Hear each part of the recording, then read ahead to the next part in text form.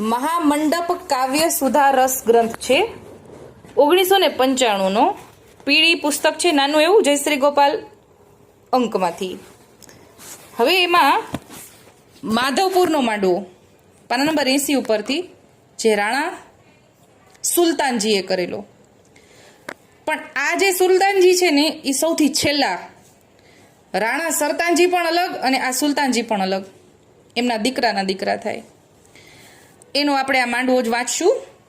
માધવપુરનો માંડવો. આ મંડપનું વર્ણન એટલે કે અહીંયા છે ને ભાવાર્થ આપેલો છે. અગાઉ આ માંડવો આપ્યો છે શરૂઆતના પાનામાં અને પાછલા પાનામાં બધા માંડવોનો ભાવાર્થ આપ્યો છે. આપણે સીધો ભાવાર્થ જ લઈએ. આ મંડપનું વર્ણન ઘણું મોટું છે, તેથી ટૂંકમાં આપીએ છીએ. તે મંડપ ખાસ વાંચવા જેવો છે. આ મંડપ સંવત 1844ના મહાસુદી ચતુરાદશીના રોજ થયો છે. આ મંડપ પોરબંદરના રાણા સુરતાનજી એ કર્યો, સદ્દાજીને પૂછીને કર્યો છે. એટલે આ એમના કારણિક ભગવદી સદ્દાજી હોવા જોઈએ. નિજ મંદિરમાં મહારાજ શ્રી જમનીશ બિરાજી રહ્યા છે. એટલે કે મહારાજ બિરાજે છે પણ પ્રગટ સ્વરૂપે નહીં, કેમ કે સાલ છે 1844ની. પણધારી ગોકુળદાસ રાજગરને તેડાવ્યા છે. ગરવો, ગોકુળદાસ ભાણ વગેરેને પણ તેડાવ્યા છે. રાણોજી મનોહાર વિનંતી પત્રિકા લખવા માટે કહે છે ને ઘણા ઉલ્લાસથી મંડપનું પર્યાણ કરવા પૂછે છે અને આજ્ઞા આપે તેમ કરે છે. ખષ્ટીના દિવસે કંકોત્રી લખી અને મંડપનું પર્યાણ કર્યું છે. પત્રી ખંડોખંડમાં ચતુરાદશીનો નિર્ધાર કરીને લખી છે. પત્રીનાદ થતા સેવકોના મન હરાયા. મંડપમાં જવાની વિરહ વેદના થવા લાગી. સંવત 1844ના મહાસુદી ચતુરાદશીના રોજ થયો છે. પત્રીનાદ સુણીને, એટલે કે પત્રીનાદની અંદર આ લખ્યું છે. પત્રીનાદ સુણીને અબાલ વૃદ્ધ સર્વ રથ વેલ્યો, પાલખીઓ શણગારીને ચારે દિશાઓથી વલ્લભાણ ગહેકી રહ્યું. એટલે જેની પાસે જે વાહન હોય એ બધા શણગારવા લાગ્યા, કેમ કે માંડવામાં જવું છે. જેની પાસે રથ છે, જેની પાસે વેલ છે, જેની પાસે પાલખી છે, બધા પોતપોતાની રીતે શણગારી રહ્યા છે. વૈષ્ણવ જૂથ પાદરમાં કીર્તન કરે છે અને શ્રી ગોપેન્દ્રજીના ગુણ ગાઈ રહ્યા છે. ધજા પતાકા કલશ લઈને ચાલ્યા. હુલોભાઈ કુંવર સઘળાને મનમાં મોદ સમાતો નથી અને સાથે મળીને સામયું કરવા ચાલ્યા છે. સુંદર સામયું શણગાર્યું છે. કળશ રવિની કિરણથી ઝળકી રહ્યો છે. આનો અર્થ એ થાય છે કે સામયું દિવસે થઈ રહ્યું છે. વિવિધ પ્રકારના વાજિંત્રો વાગી રહ્યા છે. ત્રિભુવનમાં તેના નાદની ગર્જના થઈ રહી છે. સામયું 3 દિવસ કીધું છે, પછી મંડપમાં હિંચ કીર્તનનો આનંદ લીધો છે. નર નારીના જૂથ મળીને શ્રીજીને મોતીથી વધાવે છે. મંડપમાં ધજા પતાકા ફરહરે છે. મંગળ નિશાણ વાગી રહ્યા છે. ભૂતલના ભૂપ રાજાઓ આવ્યા છે. રાણો બધા રાજવીઓને નિરખી રહ્યા છે અને છાયાના દરબારમાં રાજવીઓ સર્વ આવ્યા, એનું સન્માન કર્યું છે અને શ્રીજીને પ્રેમથી નિરખી રહ્યા છે. પહેલું સામયું પાટણથી કલ્યાણજીભાઈ પાદુકાજી પધરાવી આવ્યા એનું કર્યું. એટલે પાટણથી કલ્યાણજીભાઈ છે ને ગોપેન્દ્રલાલજીના પાદુકાજી પધરાવી લાવ્યા છે. પછી બધા વૈષ્ણવનું સામયું કર્યું, એટલે કે 2 સામયા થયા. ગોપેન્દ્રલાલજી પધાર્યા એટલે કે પાદુકાજી પધાર્યા અને વૈષ્ણવો પધાર્યા. આ 2 સામયા થયા. પેલું સામયું ને બીજું સામયું, આવી રીતે અલગ ઉલ્લેખ છે.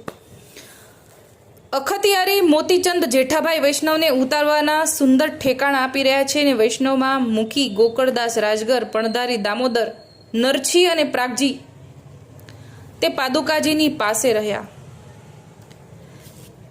તેના મનમાં ઘણો હર્ષ છે. વસ્તો અજોભાઈ મંડાણી, માંગજી, આનંદજીભાઈની હંસ મંડળી અતિ સોહાવે છે. તેની સમાન કોઈ આવે જ નહીં. અહીંયાથી કડી 20 થી 26 સુધીનો માંડવામાં વાંચી છે, એનો ભાવાર્થ અહીંયા આપેલો છે. ચતુરાદશીને દિવસે શ્રીજીને કેસર સ્નાન કરાવ્યા છે. રૂડી વસંત ઋતુ હોવાથી કેસર ચંદન શ્રીજીને છીરકી રહ્યા છે. અબીલ ગુલાલની છોડો ઉડી રહી છે. નિજજન સર્વ રંગમાં ખેલતા મંડપ રંગથી છવાઈ ગયો છે. ભાઈ મોતીચંદ મનમાં ઘણું ફૂલી રહ્યા છે. ઠોર ઠોર કીર્તન થઈ રહ્યા છે. હિંચ કતોહલ ત્રવડા થઈ રહ્યા છે. ભેટનું તો કાંઈ પ્રમાણ જ નથી. એટલી અઢળક ભેટ ધરી રહી છે. રાણો અઢળક ભેટ ધરે છે ને તેનાથી અધિક ભેટ તો શ્રીજીએ સ્વ ઈચ્છાથી અંગીકાર કર્યો. એટલે કે મનોરથ કરતા ગરદણી ભેટ ધરે છે એના કરતા અધિક ભેટ પધારેલા વૈષ્ણવે ધરી. મહામંડપમાં શ્રીજીએ સામગ્રી માનભોગ, ચૂરી, દાળ, ભાત, શાક, સંધાણું, પૂરી, 56 ભોગ શ્રીજીએ રુચિ અનુસાર આરોગ્યા. શ્રીજીને આરોગ આવે છે. લવિંગ, સોપારી, બિડલા સુંદર આરોગ આવે છે. રાણોજી વૈષ્ણવને પંગત કરવા કહે છે અને અનુચરો શહેરમાં ફેરવે છે. સર્વ જૂથ પ્રસાદ લેવા આવી રહ્યા છે અને પંગતની ચતુરાઈનું વર્ણન કરે છે. પંગત ઉપર શ્રીજીના જશ બોલે છે. જેઓ જેઓનો શબ્દ ઉચ્ચ સ્વરે બોલી રહ્યા છે. સવારમાં ચબીના અપાય છે. તેની લૂંટાલૂંટ થઈ રહી છે. સર્વેને મિશ્રી, ખાંડ, લવિંગ, સોપારી જે માગે તે અધકેરું આપે છે. અનુચરો ઘરે ઘરે બજર, દાંતણ, જરદો ખાવા માટે આપી રહ્યા છે. આ અલૌકિક લીલાનું દર્શન કરતા સુરીનર મુનિજન ફૂલી રહ્યા છે અને તે રસનો અનુભવ કેમ થાય તે વિચારે છે. એટલે કે આ ઉપરથી દેવ લોકો જોવે છે પણ આનો અનુભવ તો જો જોવું અલગ અને અનુભવવું અલગ. જે ત્યાં અંદર હોય એ અનુભવે, જે જોવે એ ખાલી દર્શન જ કરે. એટલે કહે છે કે આનો અનુભવ અમે કેમ કરી શકીએ એ વિચાર કરવા લાગે છે. દેવોનો રાજા ઇન્દ્ર પુષ્પની વૃષ્ટિ કરે છે અને કહે છે કે કળજુગમાં રાય ગોપાલ સરખો બીજો કોઈ ઠાકર નથી. ધન્ય ધન્ય રાજા સરતાનજી, તમોને શ્રી ગોપાલલાલની લગ્ની લાગી ગઈ. તમો ઘણા તે સ્વરૂપમાં આસક્તવાળા ભરભારવાળા છો. તમારા સમાન કોઈ થઈ શકે નહીં એવું સુખ રાણાએ મંડપમાં શ્રીજીને અને વૈષ્ણવને આપ્યું, જેથી સમાજ તેના વખાણ જ કર્યા કરે છે. સર્વ સજ્જનને તમે સંતોષ્યા છે. તમારો જે કાર થયો છે. રાણી સદાજીને મન અપાર આનંદ થઈ રહ્યો છે. જો આગળ આવ્યું ને કે સદાજીની આગેવાની નીચે, એટલે કે સદાજી એટલે કે રાણી છે, આ રાણાની રાણી. એટલે અહીંયા આવ્યું કે રાણી સદાજીને મન અપાર આનંદ થઈ રહ્યો છે. તમે જે મંડપ કર્યો છે તેના આગળ ખૂબ જ વખાણ થશે. વલ્લભકુળનું કારણ તો વેદ પુરાણે પણ વખાણ્યું છે. રાજા બધાને પેરામણી કરે છે, બધાને મન જે ગમે તે આપે છે. હેમના ઘરેણા, જરીના વાગા, થેલીઓ ભરી ભરીને ભેટ આપે છે. બોલો મારા વાલા, આ તો પેરામણીમાં આ બધું આપ્યું.